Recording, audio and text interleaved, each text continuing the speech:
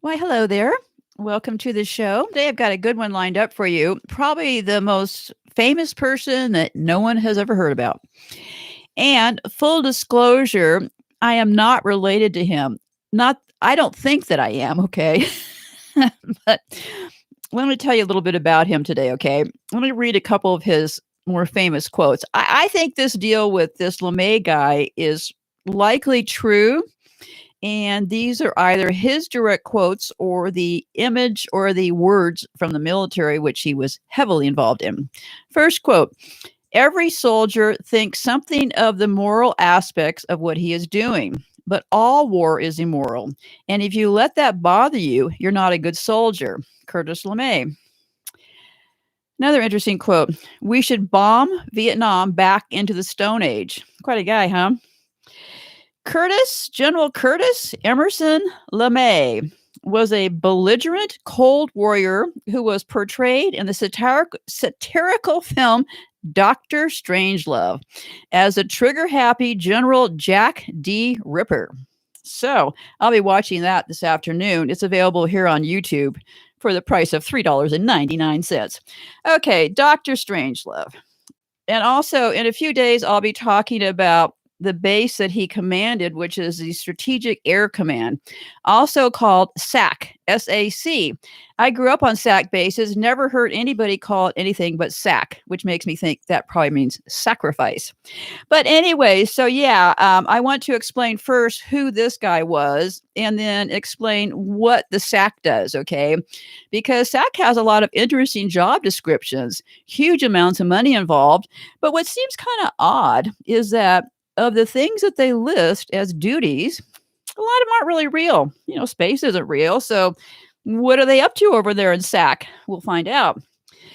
So Dr. Strangelove, or the other title was How I Learned to Stop Worrying and Love the Bomb, more commonly known simply as Dr. Strangelove, is a 1964, everything around that time frame, right? Black comedy that satirizes the Cold War fears of a nuclear conflict between the Soviet Union and the United States. You do realize that the United States sold the Soviets a tremendous amount of uranium not that long ago. So I'm not sure who sells uranium to their enemies, but except for this country. The film was directed, produced, and co-written by Stanley Kubrick, blah, blah, blah. Okay, the film was made in the United Kingdom. It's based on the Peter George's thriller novel Red Alert from 1958. And the story concerns an unhinged U.S. Air Force general who orders a first strike nuclear attack on the Soviet Union. Those commies.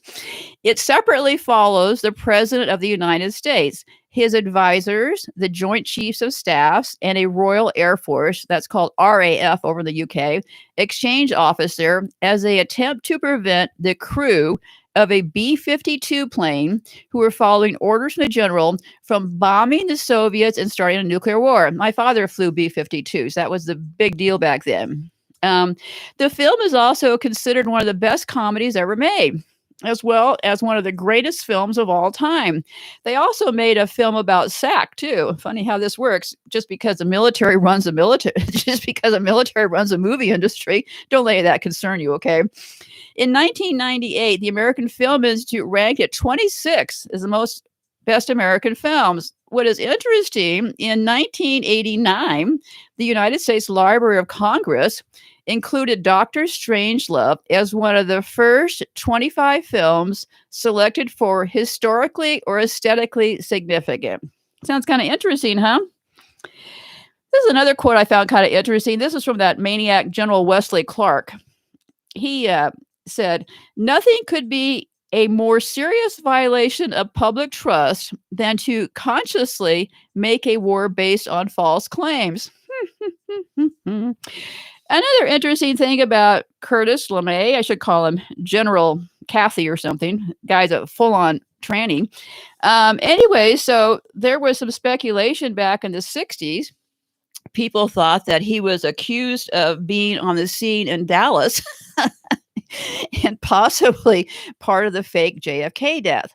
I covered all of these fake true crimes in the show called True Crime is Fake or something like that. All of them are transgendered, okay?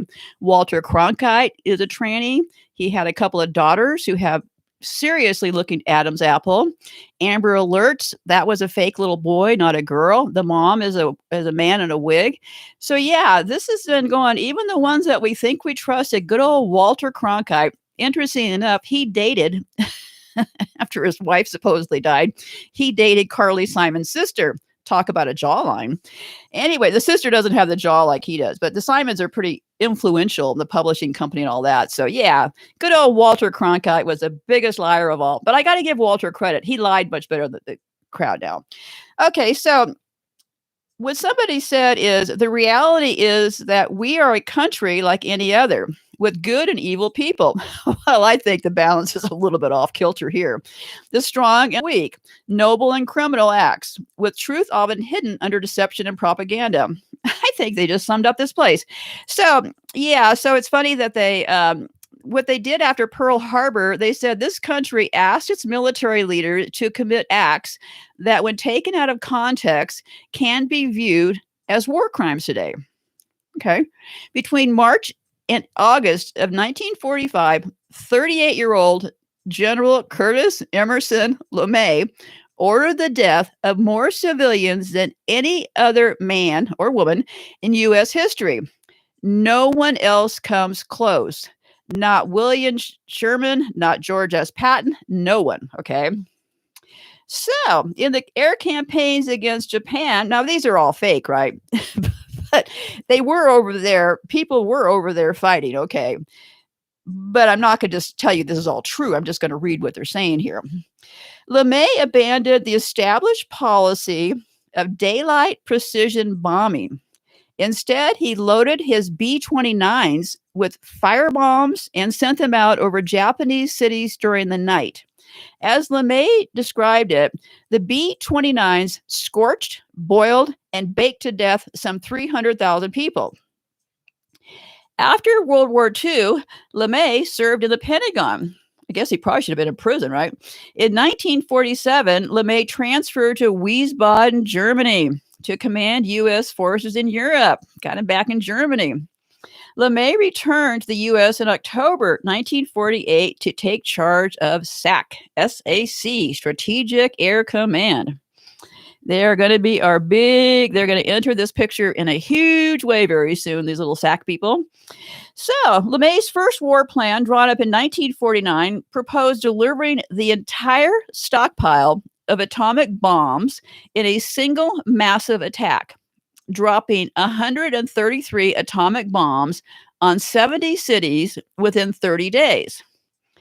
By the end of his term, the SAC was on constant and ready to execute an all-out atomic attack at a moment's notice. And LeMay was SAC commander until June of 1957. I was born in 1951 on a SAC Air Force base. Kind of amazing I'm still alive. LeMay was appointed Vice Chief of Staff of the United States Air Force in 1957 and Chief of Staff in 1961. That puts him at the Bay of Pigs, that Cuban Missile Crisis. Go see my show about Cuba. Probably a totally flipped country at this point. Okay, as a member of the Joint Chiefs during the Cuban Missile Crisis, LeMay recommended that President John F. Kennedy send the Navy and SAC to surround Cuba and, if need be, fry it, F-R-Y it. When the crisis ended peacefully, LeMay called it the greatest defeat in our history. Okay, that's what they're doing. Everybody in this country thinks that a peaceful resolution isn't a resolution, right? So anyway, so Kennedy and them were determined to do all this stuff. We know this is all a bunch of lies, so I'm not going to get too crazy about it. But they did say that two of the most dangerous of all the generals were Curtis LeMay and his head of the Strategic Air Command, SAC, General Thomas Power. General LeMay is legendary for his mania to start World War II by goading the Soviet Union with unauthorized reconnaissance flights that penetrated their forbidden boundaries. Yeah, kind of how it works, right? Go push them around. So anyway, they said at the time, to give you a little bit of the local flavor, that meetings of the Joint Chiefs of Staff were alluded to by some of the three-ring circus. General Curtis E. LeMay, Air Force Chief of Staff, was characterized by one observer as always injecting himself into situations like a rogue elephant barging out of a forest.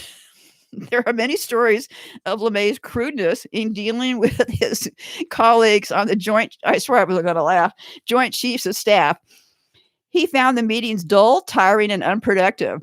Petulant and often childish when he didn't get his way, LeMay would light his cigar and blow smoke in the direction of anyone challenging his position. To show utter disgust, he would walk into the private Joint Chiefs of Staff toilet, leave the door open, urinate, or break wind loudly, and flush the commode a number of aggravating times. He would then saunter calmly into the meeting, pretending that nothing had happened. When angry with individual staff members, he would resort to sarcasm. If that failed, he would direct his wrath to the entire story. I think we can safely say that LeMay might be a psychopath. So anyway, so he battled with these other people about submarines and stuff, and they said LeMay apparently had grown immune to the horror of killing. Well, everybody else was killing too, right? They're just pegging him for it. He had directed the gasoline-gelled firebombings of Japan, estimated to have killed more persons in a 6-hour period than any time in the history of man. LeMay said of war, "You've got to kill people. And when you've killed enough, they stop fighting," he once said. We killed off, 20% of the population of North Korea? More than 2 million civilians died in LeMay's campaign, from napalm bombing and destruction of massive dams to flood waterways. They would go, and what they do is they bomb strategic places like waterways and stuff like that to play with the enemy. But I don't know they really did that, right? So LeMay was considered a ringleader. Yeah, I would say he's a ringleader in the Joint Chiefs of Staff, insofar as urging Kennedy to go to war in the Bay of Pigs and later the Cuban Missile Crisis. So yeah, he tried to get Kennedy to do that, but that's not any of that's true. So in the 1950s, under Eisenhower is the one who really has kind of spoofed everybody, because he made some famous comment about be careful of the war machine. So everybody thinks Eisenhower was onto the truth, just like Kennedy was onto the truth right before they popped the top of his head off. He was going to get rid of the CIA. Yeah, okay. So anyway, so in the 1950s, under Eisenhower, LeMay had the authority to authorize a nuclear strike without presidential authorization if the president could not be contacted. Can't think of a better person to give that to. That option was extended down to General Thomas Power, head of SAC, whom LeMay himself described as not stable and a sadist. I'll be talking more about psychopaths and the relationship with sadomasochism soon. So LeMay's proposal for a nuclear first strike and massive destruction of the Soviets was thwarted by Eisenhower, whom LeMay came to consider as indecisive. He was even more disgusted with Kennedy, whom LeMay believed to be a coward. LeMay talked openly about a preemptive attack in which 100 million people would be killed. If there ever was a mad rogue general who could lead a coup, it would appear to have been General Curtis LeMay. So yeah, and after he retired from the Air Force, he ran for governor in Alabama with George Wallace. So he died in 1990. But let me get to the end here, because he went on to take a very significant role to continue torturing the rest of us. LeMay was not done when we thought he was done, because as it turns out, he went on to form the RAND Corporation. I heard that name my entire life and had no idea what it meant until yesterday, and it's a doozy. So, yeah. So let me finish this story, because somebody wrote a doozy about LeMay. One guy said, "I remember Curtis LeMay sitting there in the gallery at the JFK autopsy. He had a big cigar in his hand." Yeah, they tried to pin the death on him. So he yelled at one point, he said, "Restraint! Why are you so concerned with saving their lives? The whole idea is to kill the bastards." At the end of the war, if there are 2 Americans and 1 Russian, we win. Okay. So they said, looking back at that whole Cuban mess, that was the time, wasn't that when they closed off Cuba about that time frame for that? I just did the show about it. I'm a little foggy on that. But yeah, look at the show about Cuba. Likely a completely flipped country, but I don't know that for sure. One of the things that appalled me most was a lack of broad judgment by some of the heads of the military services. Yeah, broad bad judgment, right? Actually, this is the plan, not the bug, okay? When you think of the long competitive selection process that they have to weather up to the end of their one-man particular service, it is certainly not unreasonable to expect that they would also be bright with good broad judgment. This guy wrote this interesting piece. He called it Curtis LeMay, Belligerent Cold Warrior. So he's going through this piece and he's saying, for years, I've been looking at those rows of ribbons and those 4 stars and conceding a certain higher qualification not obtained in civil life because we have them being so huge, right? Well, if and are the best services can produce, a lot more attention is going to be given to their advice in the future because some people are catching on that these monsters aren't that smart, right? So this just gives you a feel what this guy was saying about this quote from this dinner party. At a Georgetown dinner party recently, the wife of a leading senator sat next to General Curtis LeMay, Chief of Staff of the Air Force. He told her a nuclear war was inevitable. It would begin in December and be all over by the first of the year. In that interval, every major city, Washington, New York, Philadelphia, Detroit, Chicago, LA, would be reduced to rubble, according to LeMay. Similarly, the principal cities of the Soviet Union would be destroyed. The lady, as she tells it, asked if there were any place where she could take her children and grandchildren to safety. The general would, of course, at the first alert, be inside the top secret underground hideout near Washington, from which the retaliatory strike would be directed. Yeah, they had that place. They were hiding out there when they supposedly got rid of bin Laden. Okay, he told her that certain unpopulated areas in the far west would be safest. This was in 1961. Imagine sitting next to this guy at a dinner party, huh, right? So let's talk a little bit about RAND Corporation, because this is all about healthcare, people. And what healthcare means is eugenics. Hate to break it to you. So remember, we're looking at the U.S. military very involved in this deal, okay?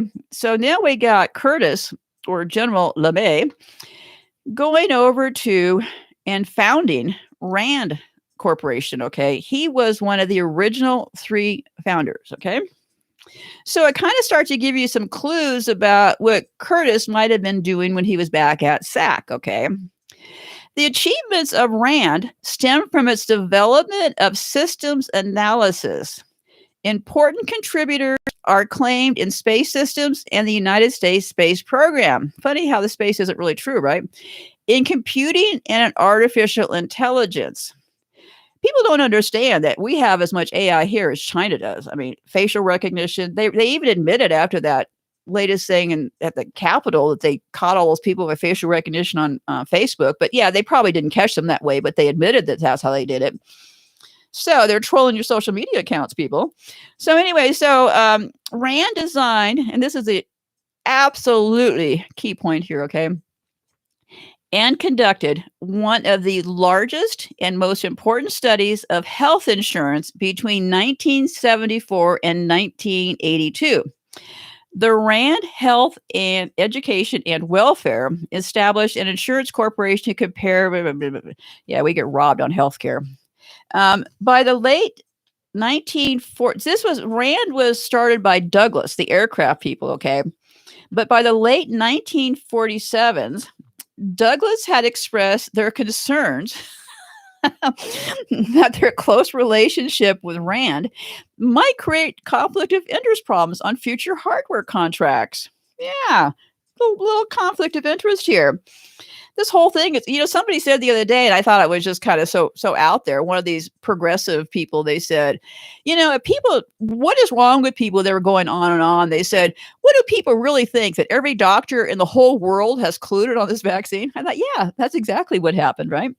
So anyway, they distanced themselves, and because they saw this conflict. Okay, so they started as a nonprofit. You always want to do a nonprofit if you're a crook, okay? And you want to also do a charity if you're a crook. On 14 May 1948, RAND was incorporated. So RAND had only been around a year, being run by Douglas, the military company. I'm sure they just got completely out of it. There's no conflict left here, right? So anyway, they were incorporated in the state of California, and they were formally transferred to the RAND Corporation, and I believe they are in Pennsylvania, German Pennsylvania, right? Okay, so this is what they did. Since the 1950s, RAND Research, run by the biggest psychopath in this country, has helped. Well, they had a famous quote, and what they said was at the time that Curtis was a psychopath, but it was okay because he was our psychopath. So they helped inform U.S. policy decisions in a wide variety of issues, including the space race, the U.S.-Soviet nuclear arms confrontation, the creation of the Great Society social welfare programs, the digital revolution, and national health care. Its most visible contribution may be the doctrine of nuclear deterrence by mutually assured destruction, called MAD. Now, this whole nuclear and the space is all fake. So I think what they do is they just set up these things because the eugenics is probably hidden under those little budget items, right? So anyway, Defense Secretary Robert McNamara, they did some work based on the game theory, and they positioned the idea of a winnable nuclear exchange in his 1960s books on thermonuclear war. So I don't know. They said that Dr. Strangelove, if you watch the movie, he is spoofed as the Bland Corporation, not Rand Corporation. And I'll be back to talk to you about how they spoofed this surgeon who is related to possibly to Justin Bieber. Justin Bieber, this guy was named Biber. They spoofed him on South Park. Funny, that guy too. He just got out of the military, and all of a sudden somebody asked him, "Hey, I want to be trans. Can you get me a penis or something?" He said, "Yeah, hey, I'll get in there and help you out with it." Right after he got out of military surgery, right? I'm sure he probably didn't learn anything in the military. I'm probably just way too suspicious. So anyway, Rand is looking pretty suspect. Curtis LeMay, all this health stuff, very concerning. So according to the 205 annual report, about one half of RAND's research involves national security issues. Many of the events in which RAND plays a part are based on assumptions which are hard to verify because of the lack of detail on RAND's highly classified work for defense and intelligence agencies. See how that works? You say, listen, we got all this money over here. We're going to be taking care of the children, health insurance, and all this stuff. But don't ask us about that because we're also doing classified work. So we really can't tell you anything, okay? Behind the big wall they are. Okay, folks. So I'm going to close off for now. We're going to work out a system for what we need to show you that Andy dug up. And I'll get back to you the next day or two for that. So join you in the comments. Be safe out there. Goodbye for now.